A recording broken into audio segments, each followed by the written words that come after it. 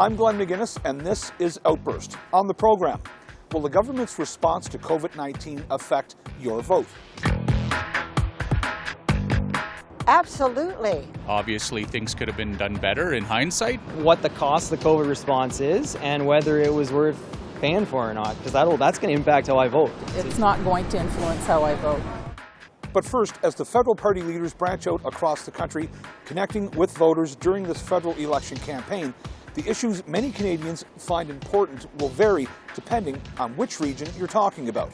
We took to the streets across the country to find out from Canadians what concerns they feel need to be addressed. Our question: what is your top election priority? The thing I'm most worried about right now is jobs. I'm thinking about my kids, and I'm mostly worried about the economy. So, I love the way that Trudeau has supported the country during COVID, but I'm concerned about what's coming up next, and house prices skyrocketing, and a couple of my kids are out of jobs. And so I think recovering the economy and how that's going to go. We need to stop thinking about the economy and think about everyone else, because we're not going to have a planet left to save for anyone else to care about if we continue to think about our economy. Yeah, financing. I think the budget's in trouble, and I think they got to cut the spending. It's just getting out of hand. Oh, I guess getting the country and our province and the country out of the financial state that we're in right now. I would like more transparency and more honesty, and I think for the majority, I'd like to see more Canadians speak up and not be a silent majority. I'd like to see more advocacy for disabled people's rights. I definitely like to see more money spent on education, like basic just human rights altogether.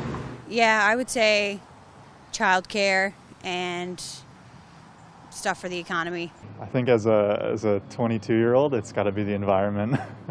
100% is something that needs to be addressed, and that's likely where my vote's going to go, is where I think I can do the most good in terms of pushing for cleaner space for everybody. For me, it's leadership. Yeah, I think leadership's really important, especially right now, coming out of the pandemic and getting our feet back on the ground and getting things going again. Keeping Canada healthy with a firm plan for moving forward. And justice seems to be a very strong thing right now, especially with all the things that are going on with the residential schools. So those would be two of my top priorities. My top election priority? Really, it's going to be COVID recovery. What are we doing to recover this country? What are we doing to change society? We've seen all the flaws that we've had going into COVID. What can we do to change it, to make it better for everybody coming out of this? There's so much we could change. We know what the problems are. Let's fix it. We've got a chance to do it now. I would say fiscal stability and sensibility coming out of the COVID years. And I would try and encourage politicians to sensibly take the longer-term view, and that's where you get into discussions about climate change, but making that work in a new economy. Probably better, like universal, like health care in general, like the dental care. I think that should be more included into health care in general, is my main thing, like dental care and the things that aren't generally included in health care that we have now. Homelessness. To be honest with you, I've come from the West Coast, I've lived on the East Coast, and no matter where you go, homelessness is a real big issue. And the number one issue that I feel needs to be addressed is that. There's people sleeping in tents, there's rent is, outrageous. People are working, two family people are working jobs, and they can't even afford to have a home. At least on the West Coast, that's how it is. Anything to do with Indigenous rights and searching all of the places to find more children. That's really important to me. And also, trying to think what else. Basically, like COVID and, making the situation better in Ontario, getting more funding for public health. Those are the things that matter most to me. Climate and the environment, but yeah, I feel like an integrated voter, to be honest. Like I also care a lot about the economy and the integration of those two things. Yeah, and I care about like our foreign policy and little stuff like that too. And I live up north, so I care about kind of northern issues, infrastructure and housing and things that the federal government can affect. I think obviously there's a big thing now around reconciliation. That needs to continue with Indigenous nations. I think as well climate change is something that is concerning us all. We've just been through that massive heat dome here in Western Canada, and I don't know what we can do. We should do our best to mitigate that. I think diversification of the economy around Canada, moving away from perhaps some of the resource-based stuff we've done in the past, is important, whether that's oil and gas or whether that's logging or whatever. But we need to look at different ways of generating GDP basically in Canada. The OD rate gets put in the back burner like it's an everyday event, and COVID was bad, but the OD rate's getting worse and worse every day. Mm-hmm. And it's a problem with no solution, and it's like unless that broken car ends up in your backyard, you don't have to deal with it. It's just a news show that goes by. But if you live here, you're starting to watch this OD rate just become an everyday event. And the younger generations get tagged like no tomorrow. And at the end of the day, who's responsible for the homeless and the drug addiction? Like who's taking the ownership of this? In the not-too-distant past, when those COVID lockdowns nearly crippled many local economies across the country and left many Canadians wondering where to turn to next financially, the federal government stepped in with the CERB benefit to help. They also provided assistance to small businesses with help for rent subsidies. While many Canadians were happy with the monetary help, it wasn't without its criticisms. So, will the federal government's response to COVID-19 or the opposition's criticism of it weigh in when you mark your ballot? Our question. Will the government's response to COVID-19 influence your vote? Well, I can't see how their response couldn't influence someone's vote because it's a current topic. It's impacted every Canadian, every voting Canadian in the country. So it must have some impact. As far as me personally, I will look beyond just that because the government's responsible for far more than simply a pandemic response, and it's their totality management of the country and our economics that's important. So I'll be viewing things through that lens as much as the COVID response. When I look at the federal government as a whole and I look at what they've done during the pandemic, I think they've done a darn good job. And if an election comes, I think people Canadians in general are just going to have to look inside themselves and see if they considered it to be enough or not. No, I don't think so. I think they probably done as well as a person could expect them to, especially when we don't produce our own vaccine. You're at the mercy of the manufacturers. But overall, I think we've done pretty well as compared to a lot of other countries. Somewhat, but not a lot, because this has never happened. This pandemic has never happened before, so there's really nothing to compare it to, how a government should or shouldn't respond. So that's a tough one. I'm not quite sure. I mean, as a voter, I'd like to see where what the cost of the COVID response is and whether it was worth paying for or not, because that's going to impact how I vote. I think a lot of money being given away is kind of a little excessive. So I think Trudeau's got to get out of here. Definitely. I think that the way that we prioritize the balance between society and economy is really important to me. That being said, again, I don't know if my particular feelings about the way that COVID has been handled necessarily translates perfectly to a political party. Well, I think the government's response to COVID-19 has already influenced my vote, and I take off my hat to the people that are in government who have sort of controlled the situation. I think with respect to Canada, we're looking at the end of summer of having maybe 70+% of our people vaccinated. So, that's a great thing. There are other countries in the world, like Australia, for example, that they don't have a lot of their people vaccinated. Now they're racing against time. Of course, we're racing against time too, but yeah, I think the government has done quite well in that respect. And of course, that makes me favorable towards what they have done. When you see the government, heads of government at the G7 summit. In front of the cameras, they're all 6 feet apart. And when they think nobody's watching, they've got their arms around each other and everything. It's hypocrisy. So, yes, it will affect my vote. I'm looking for an honest government, if there is such a thing. Someone that genuinely cares about the people, and yeah, I don't know what else to say, but yes, it will affect my vote. Hopefully they've learned that this is a disaster scenario, not specific disaster, but and this is how we do it in the future. And if they don't learn that, then no marks to them. Yeah, no marks.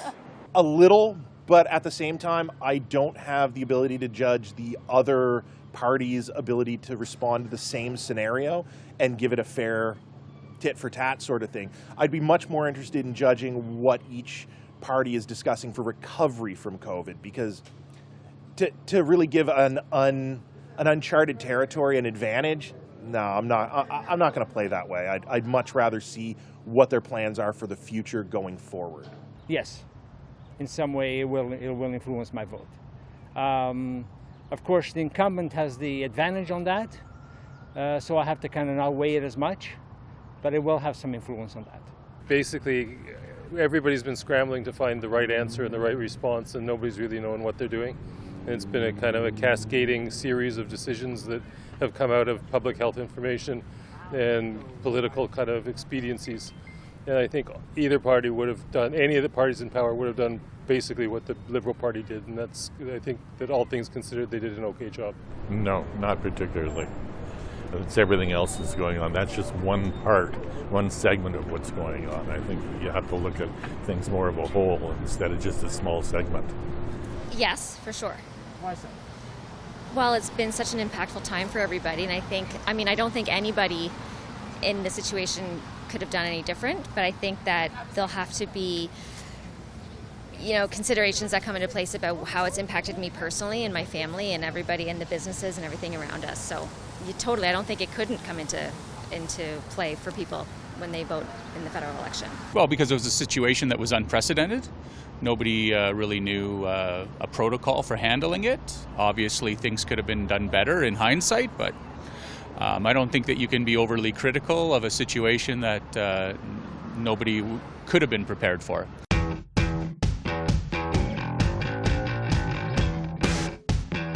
Who served the shortest tenure as Prime Minister in Canadian history?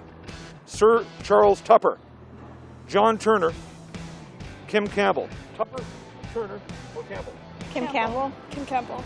It's either Turner or Campbell. I think it's Turner. John Turner. I'm gonna go Campbell. Kim Campbell. Final answer. Let's go Turner.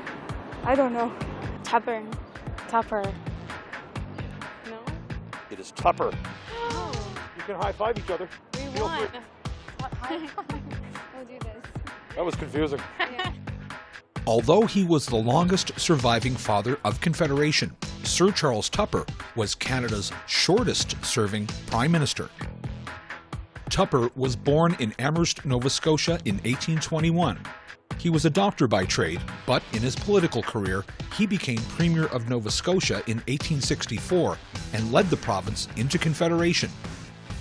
After moving to federal politics for several years, in 1896, Tupper finally became leader of the Conservative Party and Prime Minister. However, Tupper was forced to dissolve Parliament after just 10 weeks into his tenure, making his term as Prime Minister the shortest. If you're spending more money than you're taking in, then you would be running a deficit. During a federal election, the economy will be at or near the top of the debating list for the federal parties. Canada's projected deficit for 2020-2021 sits at roughly $354 billion. Much of that, of course, can be attributed to the financial assistance provided to Canadians during the pandemic, which many people will tell you was badly needed. But you have some apprehension about increased spending by the federal government. Our question: how concerned are you about the federal deficit? Not concerned at all. Why? I think it's very manageable because interest rates are basically zero. I think the federal government's done a great job of getting us through this. I think we would have got into a really deep crater, would have had a really hard time coming out of it. Look how vibrant the economy is. If the government had not done what it's done, you wouldn't be seeing this. So I'm all in favor of what the government did. I'm concerned. I don't think our deficit is being managed properly. You know, I recognize that even though we're borrowing more money now, the cost of borrowing is less, so it's less burdensome on us as Canadians. However, I think that we do have to pay attention. I think a lot of times our political leaders think that it's a bottomless pit of cash, and the taxpayers a well that they can just keep going back to. So I would like them to take some responsibility and ensure that they're fiscally responsible. The federal debt is just, I don't know, it's just been ignored. And COVID was just money, money, money, money. We got the Indigenous rights things right now, and yeah, it's a sad story, but money, money, money's the answer to everything for Trudeau, with no accountability. Not that important. I think it's much more important to get money into the hands of Canadians who are going to spend it coming out of this now that they've got opportunities to do things.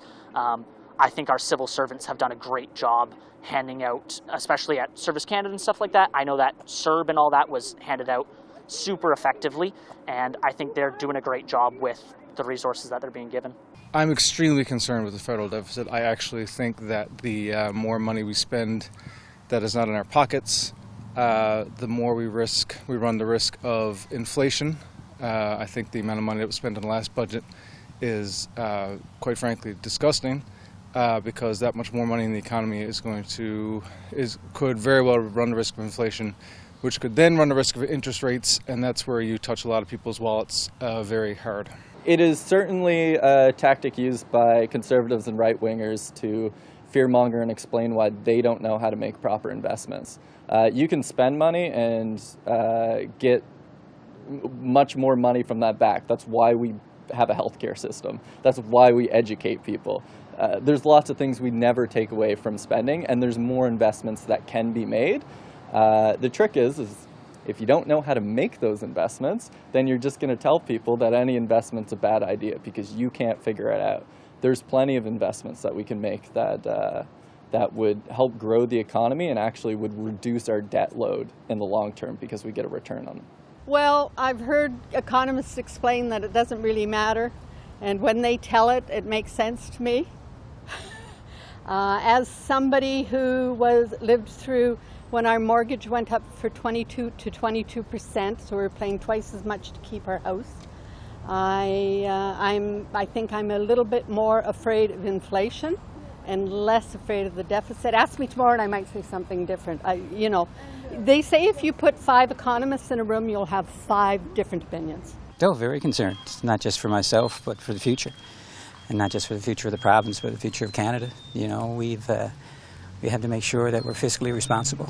And if we don't do that, then we're not leaving, a great future for our kids and our grandkids, for sure.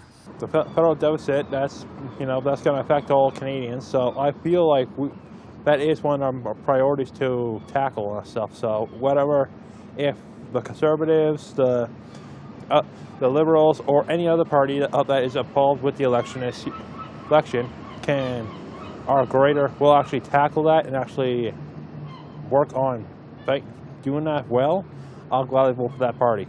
My generation is going to be paying for it for the rest of our life. And it's a lot of mismanagement. It's a lot of disproportionate spending in areas that I don't think actually represent interests for Canadians and interests for the generations that are actually going to pay for it. Although I'm concerned about the deficit, I'm more concerned about how we spent that money and whether that's going to constrain our ability to spend on issues that are important to people moving forward now.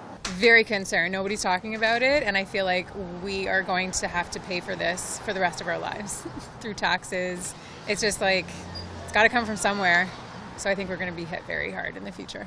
Somewhat. I mean, it's been there such a long time that it's sometimes hard to even imagine it. And those kinds of numbers, of course, are beyond all of our personal sort of understandings. I'm expected to live with a balanced kind of lifestyle, and yet our government seems not able to do that. So are we handicapping the next generations? I'm not sure. But I also don't know how we run in this day and age without deficits, so I'm not sure. Not a lot. Why? Why? Because the level of interest rates that are currently being charged in the debt is very, very low. As long as that keeps low, we should be fine. No doubt it is very concerning. It is huge. I understand why, to get us through this pandemic, they needed to throw money at us. But now I'm kind of thinking of the future and what will that look like in the lives of an everyday Canadian type family. Election campaigns have come a long way over the years, and in today's world, social media is playing a big part in helping political parties get their message out to Canadians. Tools like Facebook, Twitter, Instagram, and Snapchat, just to name a few, have also been vital in helping to engage younger voters. So once again, we took to the streets across Canada with our cameras to ask Canadians this question. How has social media changed election campaigns? Oh, a lot. I think before politics became so prevalent, especially on apps like Instagram and TikTok, I didn't have so much proximity to politics, but now with social media, it's so accessible, it's so easy to fact check as well. So I think in the last 5 years, it's become so much more accessible, which I appreciate. Absolutely. Social media is the primary force behind what people vote and who people vote for. People don't vote for climate change because they're interested in it. They see what public is saying, what social media is doing. No doubt about it. They mine social media like other people mine uranium. There's gold in those social media mines, and everybody wants it, but you have to be very wary of what you're looking for. Just because I think traditional campaigning doesn't necessarily work for the younger generation, so I think using social media to target the younger generation, it is a smart move. So I definitely think there is power in that, and I think if people realize that and use it in the right way, then I definitely think it can be an influential part of elections. They can essentially just find what a certain demographic wants to hear, target them, and nobody else has to know that they're talking about it. And I think that's completely wrong. I think it's easy to get trapped inside your own social bubble in terms of politics and only hear what you want to hear, and you're only suggested what your thoughts are already aligned with. So I think social media is one of the most important tools right now in politics because you reach so many people through it, and people live in their little thought bubbles, I guess, on social media. Echo chambers, whatever you call them. Yeah. It has definitely helped people get messages across a lot faster and more efficiently. Yeah, I would also say that. It's much easier to influence somebody's opinion on social media, I find, because the algorithms definitely contribute to that. Yeah.